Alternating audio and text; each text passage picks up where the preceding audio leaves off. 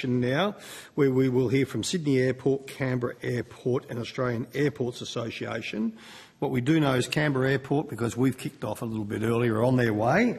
So for the purposes of moving along, I'd like to welcome witnesses from Sydney Airport, and if you could please give your name and the capacity in which you appear today. Scott Charlton, Chief Executive Officer of Sydney Airport. Thank you. And Joe Dennis, Head of Public Affairs. Thank you. And I'll now go to Australian Airports Association. If you could give your names and the capacity in which you appear today, please.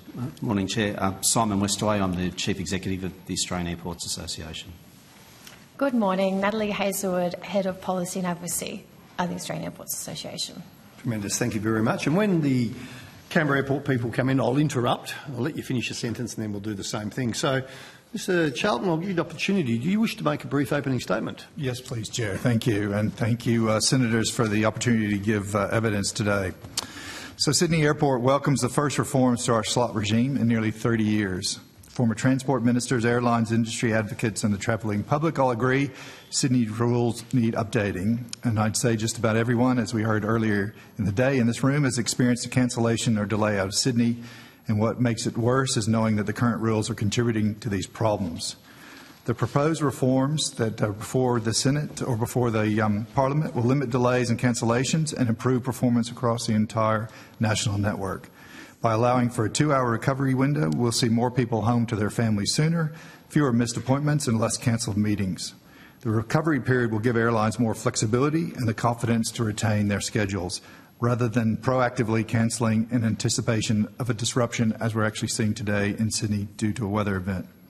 Importantly, this modest change will not increase noise for residents near Sydney Airport.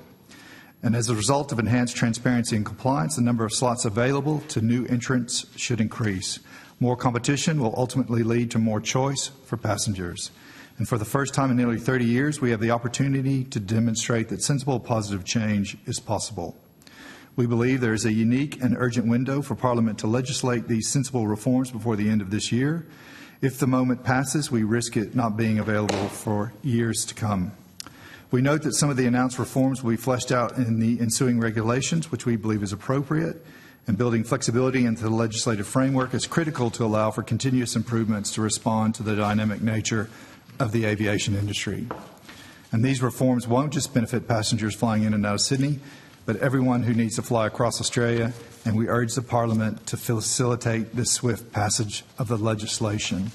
And Chair, if you indulge me, I'd like to clarify one thing about the World Airport Slot Guidelines, because there was a lot of discussion earlier on the 80-20 rule.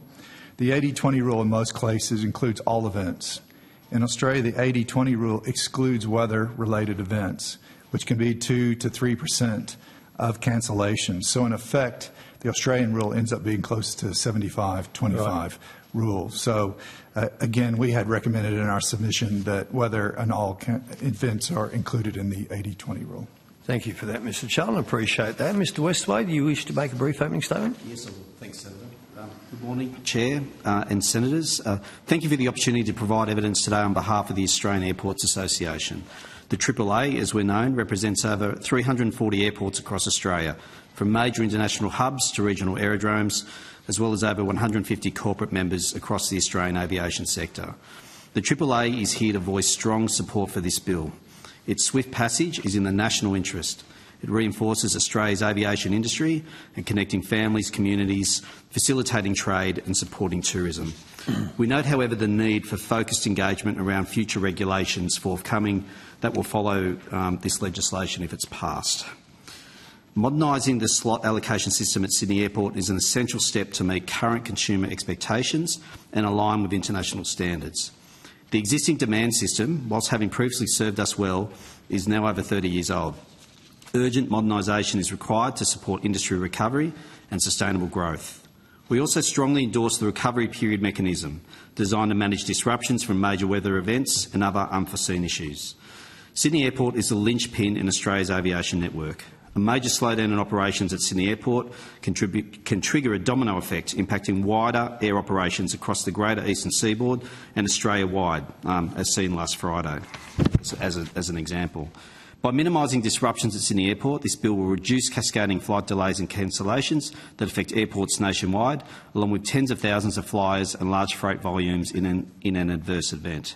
The bill represents a unique opportunity to enhance Sydney's slot management system. The amendments introduce a fair, transparent tender process for slot allocation, ensure access for regional airlines and provide opportunities for new carriers at Sydney Airport previously constrained by incumbents. The AAA also supports the need for swift, effective decision-making and stresses that any delegated powers should be clearly defined to ensure accountability, with delegation only to those who possess the appropriate and relevant expertise. Lastly, the bill safeguards all critical regional air connectivity. For many regional communities, access to Sydney Airport slots is a lifeline for connection to family, health, legal and government services, and critically to economic participation. In closing, the AAA urges the committee to endorse this bill expeditiously so that these critical measures can benefit travellers and strengthen Australia's aviation sector. Thank you. Thanks, Mr. Westway. Now I'll come to you, Mr. Should I ask Mr. Dennis or Ms. Hazelwood? Did you want to make any additional comments? No. Okay. All right. Fantastic. So, look, obviously it's welcome reform. So, Mr. Charlton, how long has Sydney Airport been working on this? Well, I've only been at the airport for a year, but I think Sydney Airport's probably been working for about it's 27 years now since it was introduced. I'd see at least a good 20 years, but certainly through the Harris review process in full steam since 2021. 2021 full steam. Mr. Westway, Airports Association? In terms of our existence? No, in terms of how, it's a welcome reform, but how long have you been working on it? I've been in the role week 2, but my understanding that it's been an issue that we've followed for some period of time. It would be many, many years, as I understand it. Naturally might add to that. We also started advocating more heavily since the Harris Review and put in a submission to that. 21? Yes, 2021. Good, okay. So the light at the end of the tunnel is not another train coming, that's good. So I'll come back to Sydney Airport. Mr. Charlton, are you happy with the position the government has landed on? Landed on, don't you? I love that. We think, look, it's, again, not having an industry reform for 27 years, we're happy that we're, again, on that path. So we do think that the changes will make a difference in relation to both passenger experience but also with transparency. So we think, the Harris reforms went further in the submission, but we do think it's a good first step. So, again, we would like to see it progress. And do you see the reforms as being an opportunity for the airlines to start changing their behaviour? I think the most important things that come out of this for the airlines is transparency so we can understand their behaviour. So when we look at the cancellation rates across some of the major routes and we see comparisons globally, there's inconsistencies, and so it'd be good to see the transparency into what is happening with those flights. And will this legislation, the change in legislation, give us the opportunity to create greater opportunity for new entrants? Yeah, under the legislation, it changes the definition of what a new entrance is. So you can move from 5 slots from 5 slots to 7 slots, and it also gives preference under the World Airport Slot Guidelines, closer alignment to preferencing 50% of slots to new entrants. 50% to what, sorry? Of slots to new entrants. Yeah. Thanks. And how would the recovery hour improve operations at Sydney Airport?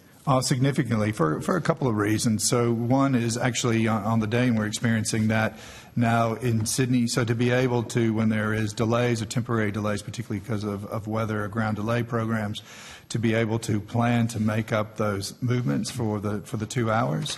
And the other is that because of the expectation of a weather event, say maybe in the next 24 hours, but if the airlines know they have the ability to potentially make up some of the flights that may be cancelled, they would have the ability to hold their schedules and hopefully not cancel in advance. But I think the biggest issue for us in the recovery mechanism is that we make sure that we can use the recovery mechanism, that it is not so onerous or so difficult that we actually can use it on an as-needed basis. Yeah, that's a good point. As Mr. Westway said in his opening statement, let's roll up, in my words, not his, roll up the sleeves, let's just get on with it and get it through the House and through the Senate. Would that be the same opinion of Sydney Airport? Absolutely, because again, from a window, it's not just put it in place, we've got to get then the regulations passed, we then have to put it into the slot season that rolls forward. So we're still talking about months away from being able to implement it. If we miss this window, then we're probably talking about another year or 2 years before we could implement it. Wow, really? Ooh, okay. Thank you for that. Senator McKenzie. Thank you everyone for your submissions. I wanted to ask what role this change will have in increasing competition in the aviation sector. There's been a lot of conversation, particularly over the last 2.5 years, of the lack of competition within the sector. Access into Sydney's been a key component of that argument, and I want to understand from each of your perspectives, and I'll be asking Canberra Airport the same. Will this improve competition, and if so, how? What's the problem now that this bill is trying to solve? So I think the bill is trying to address a few things, but in relation to competition, I think the first is transparency, so we understand exactly what has happened. So if we look at the cancellation rates, particularly between Sydney and Melbourne, I think over the last 6 months, between the three airlines, they range between 8 and sort of 5 or 4% on the cancellation rates, which is 2 to 4 times the average of the rest of the network. Sorry, Mr Charlton, when you go to the three airlines, why don't we just break that down? So Qantas is on Sydney to Melbourne is approximately 8%, Yes. Jetstar is approximately 4.4%, and Virgin 5.6%. Right, so Qantas 8%. Yep, okay, got it. Yeah. So again, to Qantas's points and evidence and others' evidence, earlier there's issues around it's a high-frequency route, but we see high-frequency routes overseas that the cancellation rates are sort of between 0.5% and 2% as well. So I think the issue is first is transparency and how the whole network is operating, and maybe it is out of their control with air services or whatever it may be, but we don't have the transparency to understand it. So the transparency brings the ability to then look at how the compliance committee and now the issue around compliance then can be implemented. As the senators may not be aware, there has never been a fine issued for misuse of slots in the whole history because it's been very difficult to prove the use of the slots or how they're utilised. So the new regime provides. So we've had a penalty system in place that's never been used. It's never issued a penalty. Jeez, I wish the Cannington Police had that in the 70s. Because it's quite an onerous level. It's quite an onerous level, and it's quite a difficult. And you have to, I think, breach 15 times before the penalty can be issued. So it's a different compliance regime now, and based on again more transparency. So we think that'll hopefully give us the answers to see exactly what has happened.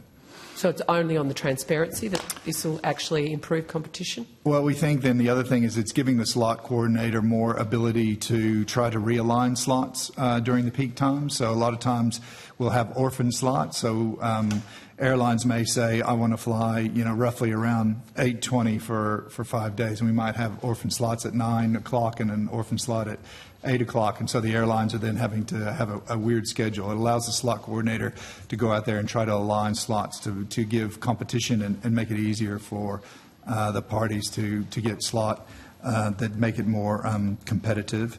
And then obviously looking at how the slots are utilised as part of the compliance. So we think that will potentially bring in the ability to have more competition. So what is that like in terms of new entrants? We've got a dominant player in particular, a duopoly essentially, with in excess of 92% of the market held between Qantas Group and Virgin.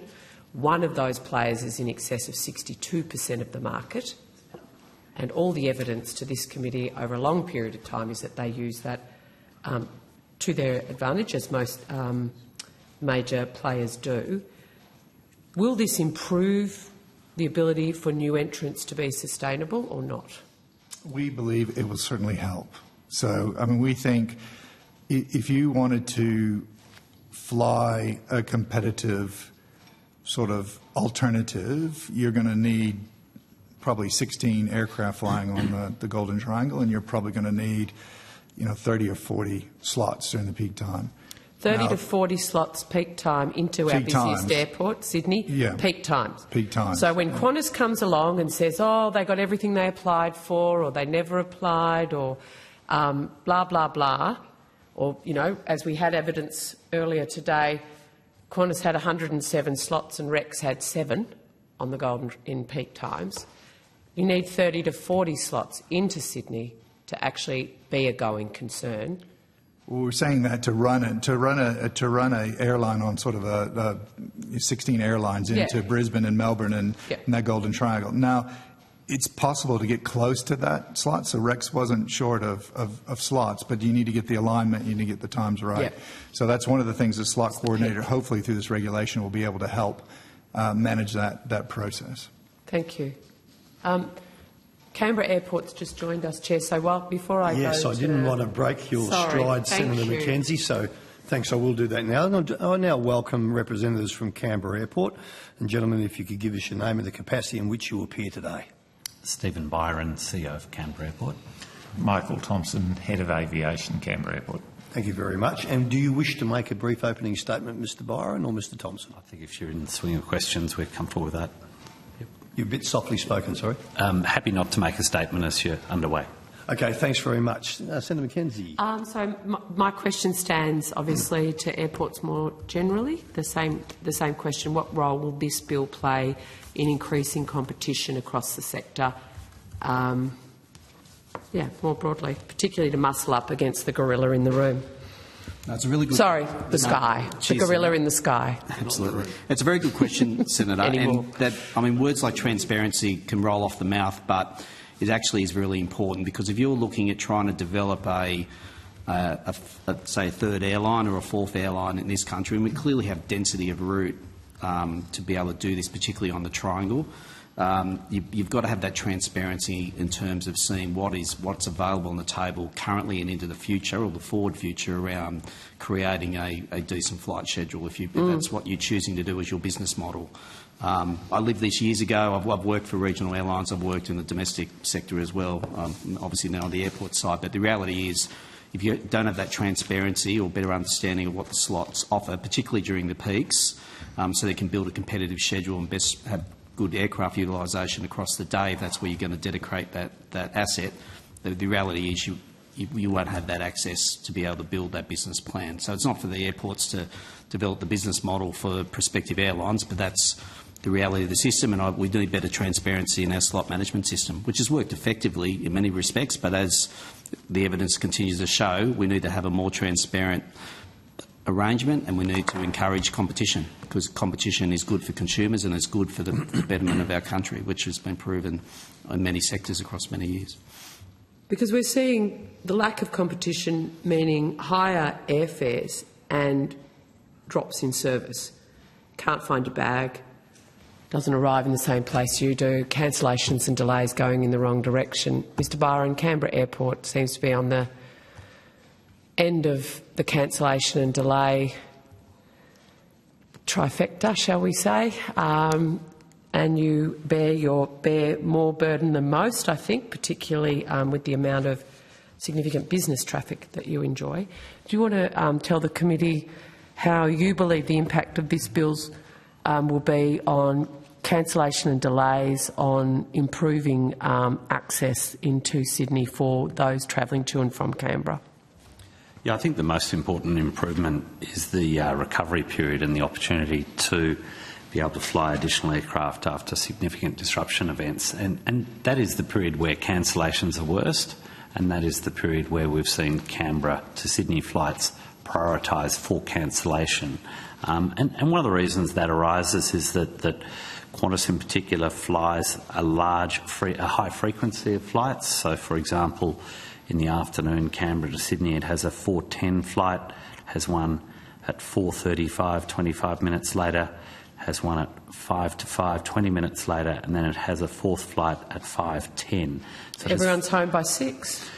There are flights after that as well, of course, but 4 flights in an hour, it's a heavy schedule, and of course it just seems easy and convenient to take one of those flights away and cancel it and bump the passengers down. But Canberra-Sydney is a route where people do choose to fly because time is important. If they were comfortable being half an hour later, they'd drive a car. And what we've seen over the last sort of 6 to 8 years is the number of passengers fall from about 900,000 a year to just over 600,000. So the route's been smashed. In terms of cancellations, we did have a problem 12 months ago. There's been a significant effort by Qantas to rectify that. So cancellation rates have 9, 10, 12 and in August 23, 16 point something percent. We've seen some very positive results in March of this year, 2.4% by Qantas, 3.9 in April and 4.4 in May. So they have really made an effort. So scrutiny helps. But yeah, we've still got the prospect in the longer term of ensuring that the priority is, if there's a competitive airline, that they can get every slot they want. That ought to be the starting point, because we only have 2 airlines in and out of Canberra. Most days they have 98% of the market. 90% of the market. 98. Between Qantas and Virgin, they have 98% of the market most days. On Saturdays, it might be down to about 95, 96, but most days it's 98. Thanks, Senator Mackenzie. And just walk us through this, Mr. Byron. I mean, we know, because we're in and out of Canberra Airport and we're probably your biggest client, but when these flights get cancelled, I mean, I see people laying across the floor, using a backpack as a headrest. What happens to them people? You know, if that last flight is cancelled, do they end up in a hotel? Do you have to usher them out, or what? When Sydney Airport shuts due to the curfew, and maybe there's a weather event and a cascade of late flights, people just have sort of got to make do, and some of them wait for the morning. Some of them In your terminal? Well, because quite often, particularly in Parliament sitting, there are no hotel rooms. Yeah. The airlines, particularly Qantas, do a fantastic job where they can of getting hotel rooms, but there's often not hotel rooms. So you see, you know, parents not getting home to families. You see all sorts of things happen when that's one of the reasons we've suggested previously that in addition to the 2 hours of recovery, we think 2 things. One is that at times for major events it should be allowed to be 4 hours. And secondly, that there should be the opportunity to extend beyond 11 to 12 o'clock on a limited number of days per year for the most significant disruptions. That would make... You mean landing in Sydney after the curfew? Yeah. That's not part of this. That'd be an interesting debate up there. I won't add my 2 bobs worth there, but sorry, keep going. So yeah, that would alleviate the scenario that you're seeing, and when in the morning people come for the 6 a.m. flights, they arrive at 5:15, 5:20, and sometimes have gone over people that have had to sleep overnight. Sorry, Senator Mackenzie. I mean, so if you've got some poor devils who are stuck in Canberra Airport because Sydney Airport's closed because of weather or whatever, or flights have been cancelled. So normally your airport shuts, I know, because if you get there before 5 in the morning, you can't get through security. So you have to leave people, security guards there? Yeah, we sort of, you know, I think in this scenario, you know, it's not particularly anyone's fault. It's not Sydney Airport's fault. Sure. It's not Qantas's fault. It's just the diabolical weather event. You know, it might be massive winds, storms, the sort of weather conditions where you can't even hear aircraft noise. So it'd be a good time where you could land for an extra hour up till midnight. And so we just put on extra staff and do the best we can. But it's quite hard because, you know, very often you're hoping that aircraft get away. Yeah. And they don't. So there's a poor devil laying on the floor, yeah, or across the seats, I get that, yeah. Sorry, Senator Mackenzie, I interrupted you. Earlier this morning we had evidence from Qantas saying that they always intended to fly 100% of their allocation. But it's your evidence, Mr Byron, and I'd be interested in Sydney's as well, and Mr Westaway, if you've got any information from other airports, that it's clear from your evidence today that particularly those 4 afternoon flights, there's no intention to fly every single one of those 4, is there? I'm sure the Qantas evidence is absolutely correct and truthful, because in terms of the slots, they would intend to fly it almost every day of the week, but sometimes they would have a situation where they needed an aircraft, say for an out-of-service aircraft in Tamworth, as it's been described to me by Andrew David when he was at the airline, and they would prefer to cancel one of our flights and bump the passengers around. So to some extent it works well to have plenty of extra flights Canberra-Sydney, where you can do, as it were, an easier cancellation with less disruption in terms of overall time, and take the aircraft to service their network of passengers more effectively. So you said Canberra's passengers are prioritised for cancellation. That's certainly been the case, and that's been as explained to me by Qantas previously. Having said that, there's been improvements. There's been a change under the new regime, and the change is not minor; it is structurally significant, and Qantas ought to be commended. My concern is that in an ongoing sense, there's no transparency over the level of cancellations and no accountability. So there's no show cause process, and let's be honest, if the cancellations are more than 5% per month, there should be an accountability where the airline needs to explain what's happening and what are their measures to try and do better next time. That's right. Well, there's a bill before the Senate right now, pay on delay, from the Coalition to actually seek to put a bit of accountability in there, and we hope the government will support us with those measures. Sydney Airport, did you have anything to add to Canberra Airport's assessment? I think, again, coming back to, we see weather and ground delay programs at Sydney Airport causing sort of the 2 to 3% of the cancellation rate. So air services, staffing, weather, we see that. But when you look at particularly, again, at Melbourne, Sydney, or Canberra City, the cancellation rates are much higher.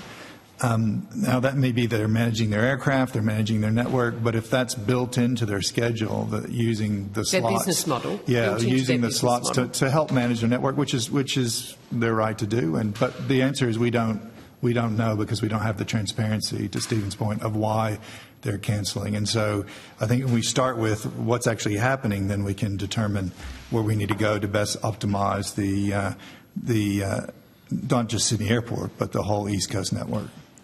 Is it the case that flights have actually been diverted from Sydney, international flights from Sydney to Canberra, and then passengers bussed back to Sydney? Is that the case? That has happened. Yes, that has happened a couple of times. Yes. More often. Recently? More often than weren't. Yeah. Okay, guys, come on, cough it up. You're all like, this is like the cat. Like, this is an industry where nobody really wants to say what's really going on. Like, come on. Well, one issue we have, Senator, is that the current air rules don't afford any priority to international carriers who may be low on fuel. So you could have a wide-body aircraft. Sorry, Mr. Dennis, sorry. Hang on, Cobber. Are you all right being filmed? Sure. Anyone have any dramas? That's fine. Okay, mate. Go for it. So you could have an international wide-body aircraft coming from the west coast of America. It's a long flight, 13, 15 hours, and it could be running low on fuel. There is a ground delay program at Sydney, so our throughput has been slowed down by 30, 40, 50%, and planes are in a holding pattern out over the Pacific. And that international aircraft has no prioritisation with a domestic aircraft who probably has more fuel on board. And it's actually one thing that we've been working with CASA and Air Services on, is amending those rules in order to give a level of prioritisation to those international aircraft. I believe around 4 or 5 weeks ago, we had a United aircraft diverted to Canberra for that very reason. And then the passengers, sorry, Mr Byron, you were going to... We have in the last couple of years, particularly sort of that first period coming out of COVID, had I think 2 in total where they were bussed to Sydney. More often what is happening is that's a thunderstorm event that has come upon, so a significant change in the weather, the scenario as explained by Sydney Airport, and they're diverted to Canberra Airport because they're not prioritised, they're low on fuel, they land, and we attempt to support them by doing what's called a gas and go. So if it can be done quickly enough, and that's relatively challenging, because the aircraft, particularly coming from the States, the flight crew are very low on time. And so what happened, the United team ran out of time, and so then we had to disembark the passengers. They waited in the terminal, and then a crew was sent from Sydney, I think it was, and then some hours later they were able to be flown to Sydney. So this bill attempts to address slot hoarding by some of the airlines, probably mostly one airline. Do you believe, gentlemen and Natalie, whether it will be effective in actually addressing the claims of slot hoarding that have been surrounding access into our busiest airport over recent years?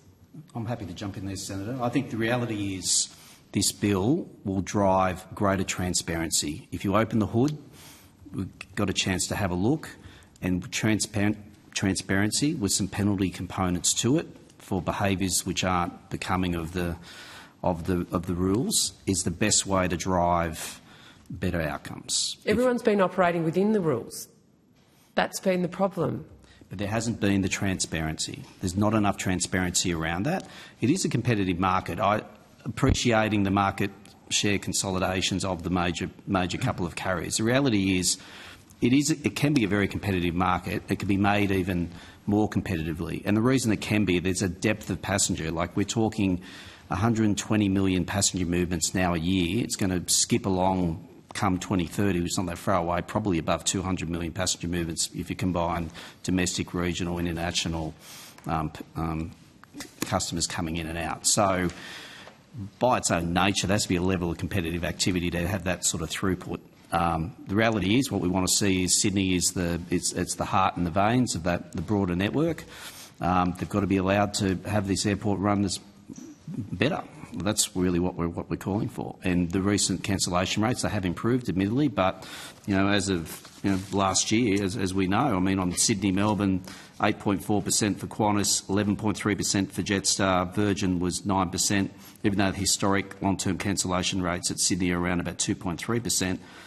As our good gentleman to the right here can allude to, there was some very, very high historic cancellation rates between Sydney and Canberra route of Qantas 10.7% and Virgin 4%. And as we know, as a consumer, as a flyer, that's too high. And I think, to be fair, the airlines are trying hard to get that down.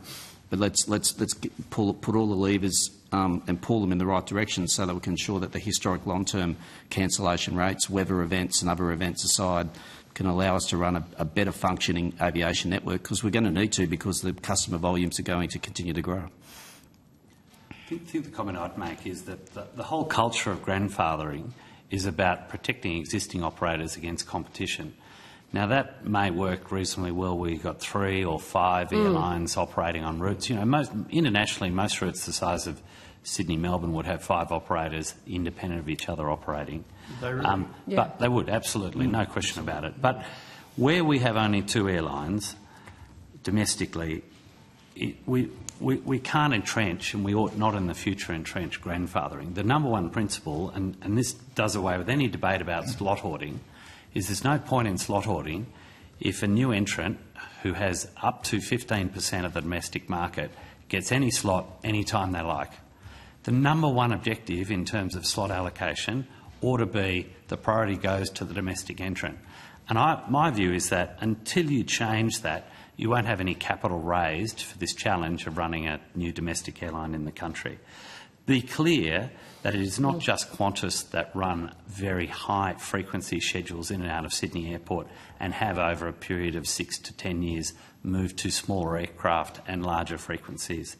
Yeah. Absolutely no question Virgin did it before and will continue to do it, and does it between Brisbane and Sydney and Melbourne. The reason that Virgin does not have the cancellation rate that Qantas does between Canberra and Sydney is they have much less frequency. They don't have the number of aircraft. They have a very small part of the market share because they don't get access to public servant travel in the large part. And so you see Virgin with cancellation rates generally half or sometimes only a third of Qantas's Canberra-Sydney. They don't have the schedule to cancel the flights. They instead have high frequencies from Melbourne and Brisbane into Sydney.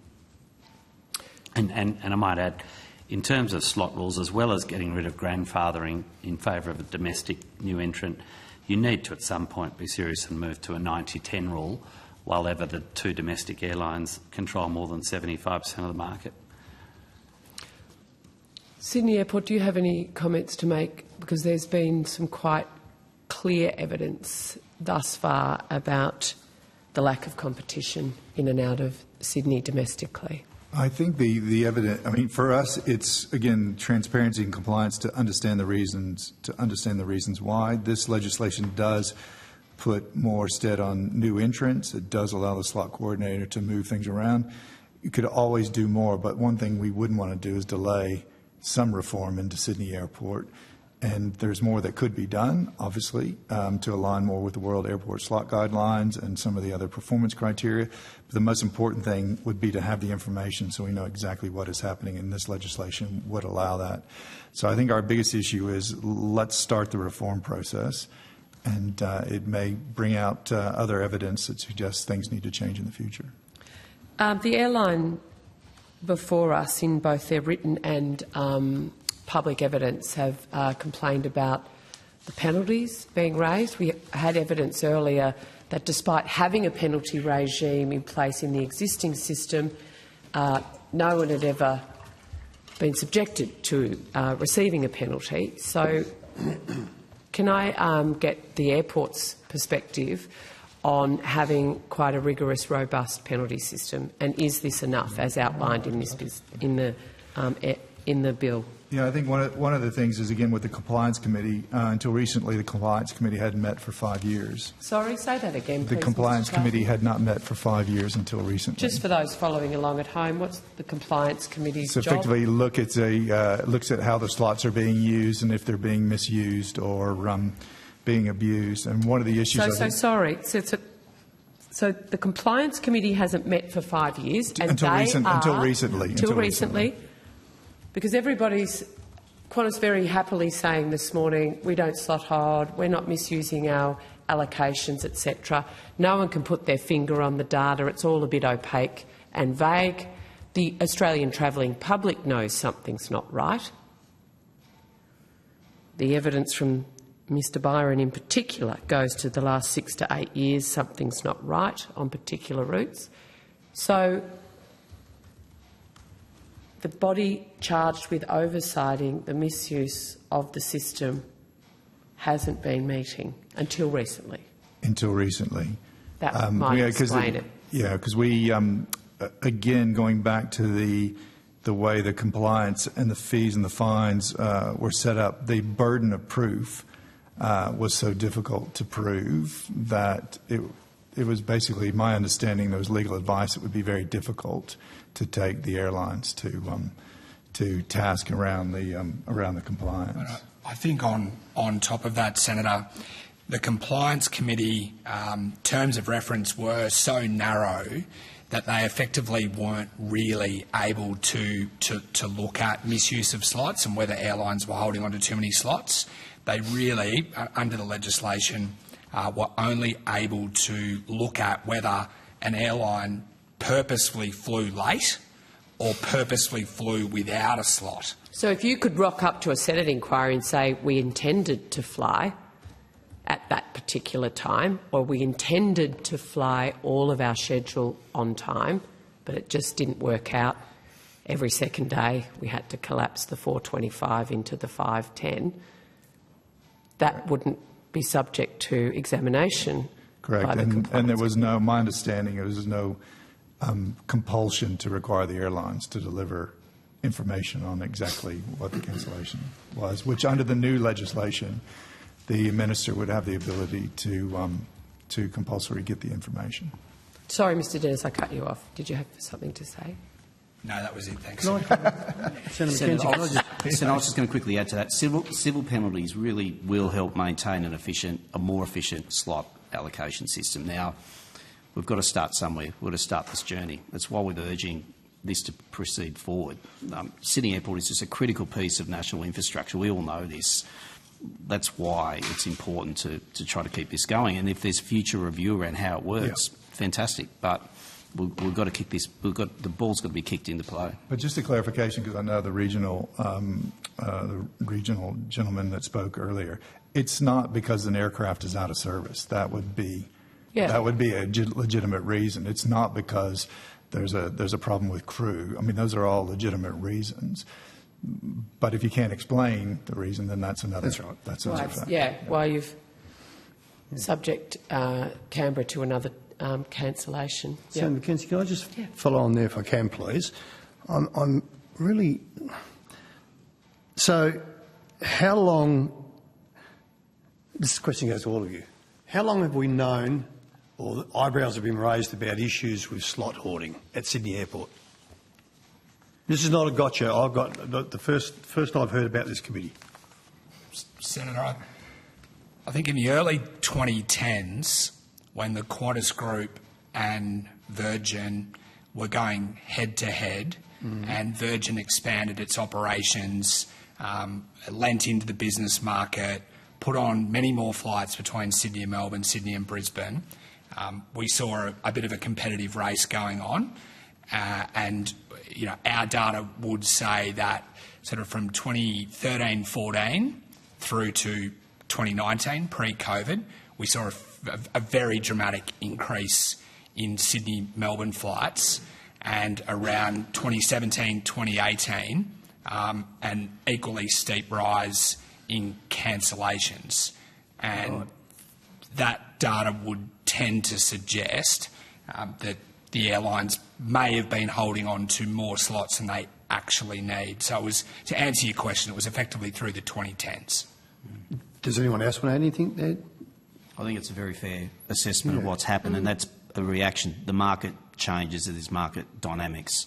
Sure. If you pull it back to the bill, this is all about the bill being modernised to be able to deal with the nuances of an evolved market. So now, regionally, we now have less smaller aircraft and slightly larger airframes going into the regions, out of Sydney into various parts of New South Wales and beyond. And then in the domestic side of things, we've obviously seen a change in the way the domestic makeup's made of the market back at that 2010 period. Obviously, previously when Jetstar was introduced back in 2004, but we've got to allow this slot management system to be modernised and be able to deal with the changes in the market. I don't want to get to economic speak, but that's the reality of what Joe's trying to outline. And from someone from completely outside, what I'm trying to sort out here is it's not unknown to this industry that we haven't had a review for 27 years. So it was time to have a review and shine a very bright light. You had the Harris review under the last government. Yeah, You had the Harris review. Yeah, in 2021, okay. Yeah. But all right, okay. For 24 years, nothing had happened. No, that's okay. But we've seen trends, 2018, 2012, 2004. So it's not a surprise to anyone in the industry that a very bright light had to be shone on all the dark corners. But it brings me to this: if you were to start an airline, or move your regional airline into a brand new market, knowing these trends were happening, am I missing something? Help me out here, because I just want to say this: I'm absolutely supportive of Rex and all that, but surely they would have known about these challenges before they started dipping their toe in the Sydney-Melbourne Canberra leg, wouldn't they? Rex bashing No, I support Rex. I support Rex. I'm telling you, I've flown. Just checking. But this really raises an interesting question. Compete with Qantas? No, they should. That's not my line. Okay. My line is, did they respond? If everyone else in the industry knows that this is an issue, why would you put your company at risk by going into something that the committee that should oversight this stuff hadn't done anything for 5 years? Sorry, Mr. Dyer. Well, before we deal with what Rex did, let's deal with what happened before then. Most of the period since we've owned Canberra Airport, which was in 1998, there were new entrant start-up airlines trying to enter the market and raise equity. And that occurred in the early days, and then it continued to occur. But from about 2015 onwards, there were never any new entrant airlines anymore. There were never any tyre kickers trying to raise money in the equity markets, because there's the aviation market for domestic flights. There's also the equity market that funds these investments and these attempted startups.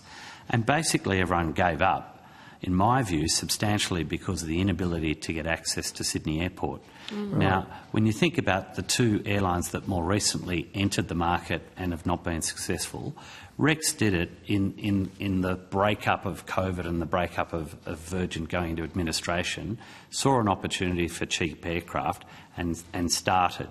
And they probably thought that there was a good chance of getting some slots. So they thought they could get the slots, and it was a dislocation in the market post-COVID. Similarly, Bonza, post-COVID, had a crack, but they had a strategy of avoiding competing with the major airlines and avoiding most of the major capital cities. It may or may not have been a right strategy. They may or may not have had the right amount of equity to run their business, but they didn't go into Sydney Airport at the first instance. So what I think you're getting to is that so long as a new entrant is not guaranteed to get slots into Sydney Airport, there will be no new entrants. There'll be no equity raise. There'll be none whatsoever. So you can't even bag the airlines for slot hoarding or whatever, and you can't really penalise them because they'll be just flying aircraft and no one else will be able to access Sydney Airport. Yeah. The system seems to work for them. Yep. And for the record, God help us, we need competition in this nation, in the aviation industry. Anyway. We do. Did you? Another Unity ticket. Sorry? Oh, yeah, you go to... Okay, thank you. Senator Colbeck, you have a question? Mr. Chair, look, just a couple of questions. The recovery period movements of 85, which is 5 extra per hour for 2 hours, effectively 10 additional movements. Is that adequately going to deal with some of the issues that we've seen with respect to disruption? You've got a daily cap that remains at its daily cap. But how do those numbers sit in the reality of trying to manage some of the disruptions that we've seen? Yeah, I'm happy to go first if that's all right. So I think from Sydney Airport's point of view, the most important thing is what is the mechanism that allows to use the recovery. So again, if it's too conservative and we are not able to use a recovery period, then it doesn't matter if it's 80 or 85 or 90. Again, it's let's get the reform through. Let's get the first steps through. Can Sydney handle more than 85 movements an hour? The answer is yes. We can handle 90 or more. Could there be another hour or two with the recovery? Potentially. But I think the most important thing for us is to get the legislation through so we can start the recovery mechanism, and that the trigger mechanism or the mechanism that is instigated to allow the recovery is something that can be utilized for real events. That's the most important thing for Sydney. Thanks, Senator Colbeck. 85 is better than 80. Obviously, 90 would be better than 85. I think the reality is, in terms of my colleague from Sydney Airport, is what are the settings going to be in place around when a recovery period adjustment is activated. Ultimately, that's the determinant. But I think we'd take 85 if that was what was on the table. Okay, you nicely take me to my next question, which is the regulations that will sit under this and will provide the determination. So what do you know of those regs at this point in time, and what are the key features that we're going to need to see to ensure that, as we've just been talking, or as you just put on in evidence, that what's being proposed here actually works effectively in the interest of being able to get passengers to where they want to go? Thank you, Senator. I think we have had, and I think most of the parties in this room and the airlines have had some initial discussions with the department around what the regulations would look like. From our perspective, if we were to get, because of weather-related or ground delay program caused by air services, if we were to get to sort of below 80, 70% of capacity of the airport, that the mechanism would be allowed, particularly during peak times, would be allowed to put in place, which by our historical calculations would mean on average maybe once a fortnight or maybe once every 3 weeks, given our historical calculations on those sort of weather events. And again, we would like that obviously delegated to the minister and then someone in the department so it can be acted in dynamically and in real time sort of events. And potentially, as we talked about earlier, there's the whole issue of weather forecasting in advance. So a lot of times the Bureau of Meteorology will forecast an event, air services will then put in a ground delay program, and the event won't eventuate. So effectively, Bureau of Meteorology got taken down in estimates last week. So the event won't eventuate, but the airlines have already cancelled the flights in advance. But if they had that mechanism that they knew they could use, they may not cancel as many flights. So the the mechanism needs to have the appropriate flexibility to deal with those eventualities. Yes, that would be our evidence, Senator. Yeah, we'd endorse that. It's all about the flexibility and practicality and sensibility, quite frankly. Again, Senator, making the point again, there's no more noise over the Sydney community than was scheduled. So there's no additional noise, and the total numbers are capped. Yeah. So going back to the point of delegation, to most effectively get that to work in real time, which is what you're going to require, because these events are dynamic, predictable to a certain extent, but as you've just said, unpredictable as well in that sense of weather prediction.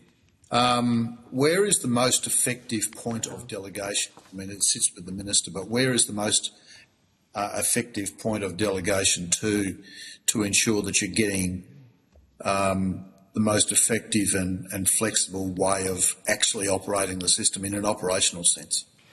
Senator, it's probably a recommendation from Air Services, who obviously control the airspace and dynamically work with the Bureau's data and the department, and the precedent is likely how our curfew dispensations work at the moment, with that delegated authority down to the Assistant Secretary level in the department, so a sort of operational level at the department that would enable those decisions to be made quickly and dynamically.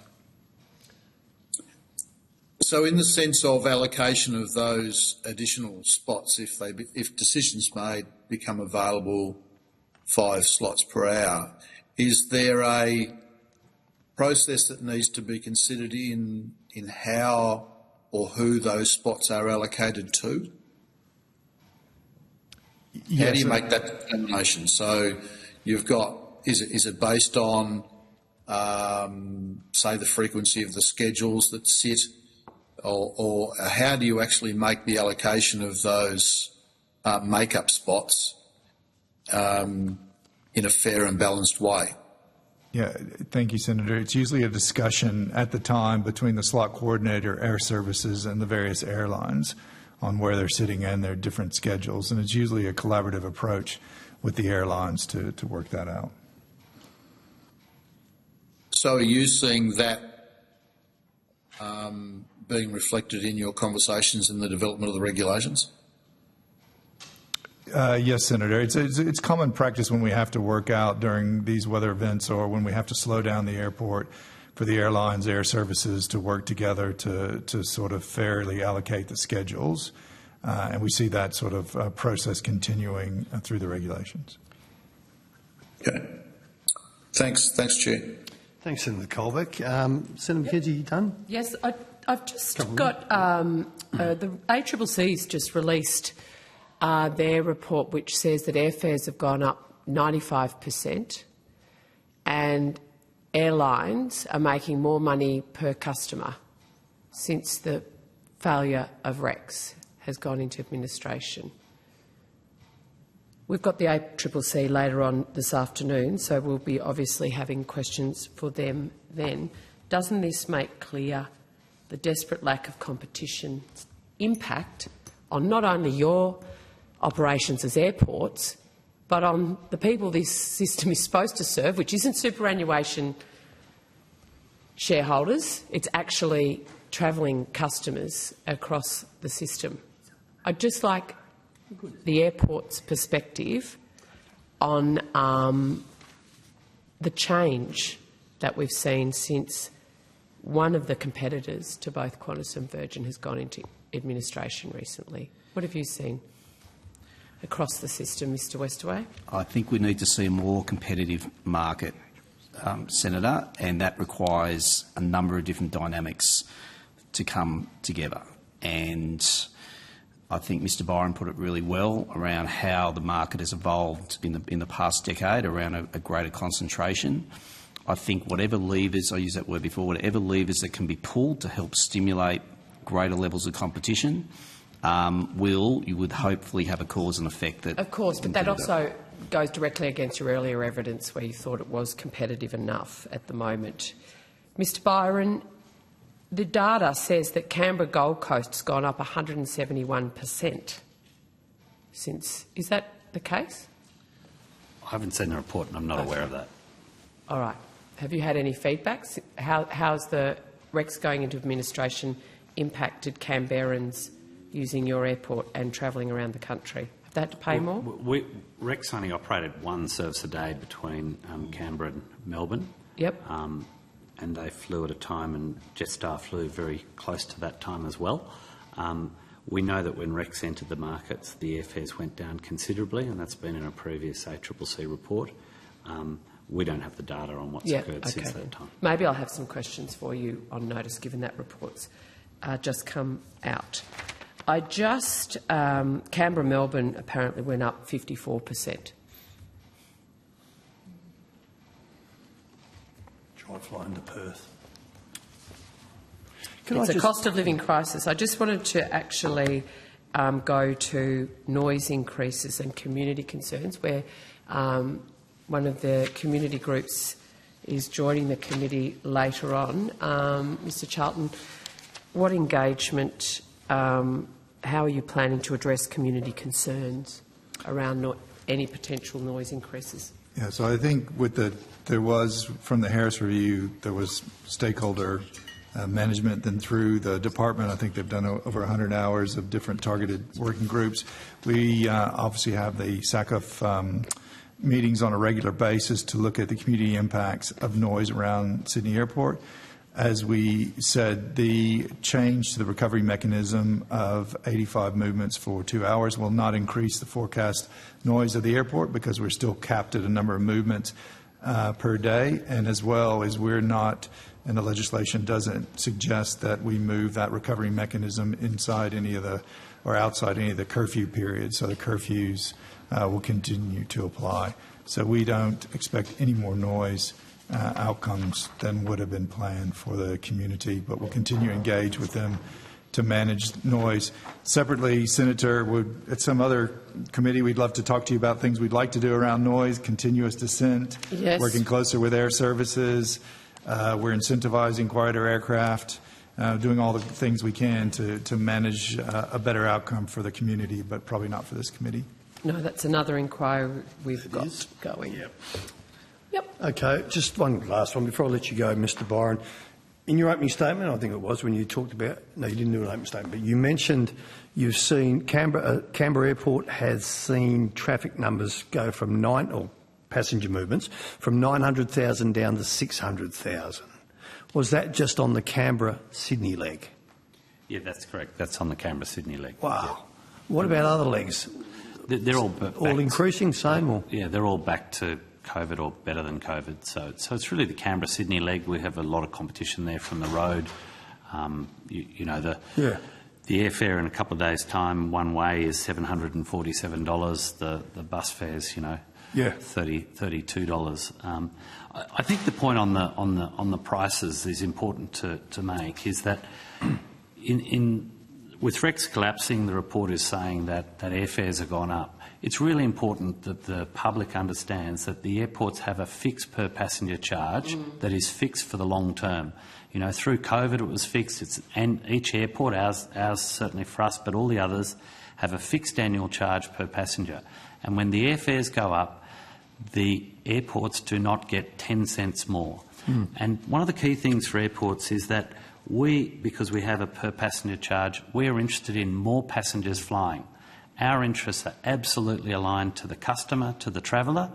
So that's why we're so keen on competition, because we get more volume, more people flying, obviously with lower airfares, and then we have more revenue because we have more volume. The alternative is the airlines who run a business a little bit like hotels, where they what's called yield maximise to maximise their profit. And for them, sometimes it's better to charge a little more and have a fewer passengers. They're just different business models, and it's partly why you see this sort of occasional disagreement on strategies between airports and airlines. I just had a follow-up Oh, if you finished, Chair. Mr Charlton, earlier we were talking about the Compliance Committee and you said they'd met recently. When did they meet? Do you know the exact? I'm not sure the exact date. I want the exact date, please. We may have to take it on notice, but it was during the northern summer season, Senators. May or June? I want to say August. August. Airport Coordination Australia, who I understand are appearing later, would Yes. just be able to give you that date right away. Thank you so much. Thank you. And just, Mr Byron, and of course those little businesses inside and yours too, Mr Charlton, those little businesses and your members who aren't here, Mr Westcott, those little businesses like the chemist and the news agent and the food, they're all under contracts with you guys, regardless of how many passengers come through. Is that right? Is that how it works? I mean, are they affected if the price to fly is too expensive and our numbers are down? They don't get any relief either. Is that correct? There's different models for different retailers, but you know, a lot of times their retail model is based on our forecast of what we think the number of passengers are going to be. Right. So they share in again, they're incentivized to increase the throughput. So it impacts the whole airport ecosystem. Yep. I'd echo Mr. Byron on competition, and I think it's easier for us at Sydney Airport to see the international competition, but we clearly see when there's more than 2 or 3 or 4 airlines flying on a particular route, you can see the difference in the pricing. Right. The one thing I didn't ask Mr Westwaite was we've really focused on the Golden Triangle, but there's flow-on impacts for your members across the system, isn't there? Right across the country into airports, Perth, Darwin, etc. Did you want to just briefly mention those impacts for beyond the Golden Triangle? Is this in terms of when there's a disruption at Sydney Airport, Yeah. Senator? Yeah. Well, absolutely. It's actually be good to get more of this out of air services in terms of what the absolutely true impact is and look at it with good data over time to assess it. But the domino effect is significant. I hate to put an actual figure on what it could be, what a major disruption at Sydney can then, if you like, the domino effect through the network, particularly on the eastern seaboard, but we're talking double-digit percentages in terms of levels of disruption, and in fact they can be higher double-digit percentages. The only reason I can't give you a specific figure is because there's a bit of contentiousness around what that actual number is, but we're keen to have that number from Air Services Australia so we can start to get a better handle on what that is. So if I ask them, will they have an answer this afternoon? They have a lot of people work there, Senator. I think they may be able to work towards a number. Quantifying. I believe. But Senator, I think I was on a panel with Qantas, one of the Qantas executives yesterday. I think the quote was that 75% of every Qantas aircraft touches Sydney Airport every day. Say that again. 75% of their aircraft touches Sydney Airport every day. So if Sydney Airport has a problem, then the whole network has a problem. Catches a cold, everyone sneezes. Yep, you see that in the West, I can tell you. Well, you see it everywhere, Senator, and that's the point. We saw what happened last Friday, and there was cascading events off the engine issue, but there was other issues going on, and we saw significant impacts. And it just shows how integrated the network is, which shows the importance of having it as efficient as you can at our major gateways. Absolutely, yeah. We see it Can't stress that enough. If there's a delay from Sydney, the direct flight from Perth to London and the FIFOs. So, yep. Okay. Well, gentlemen and Natalie. Gentlemen and Ms. Hazelwood. Thank you very much for your time today. There wasn't anything taken on notice. I may have some questions depending on what comes out this afternoon from the ACCC and Air Services. So if Senator McKenzie does have, or any of the committee have questions on notice, unfortunately we've only got till close of business tomorrow night because of the short reporting time to have those answers back. Thank you very much. Travel safe. Thank you.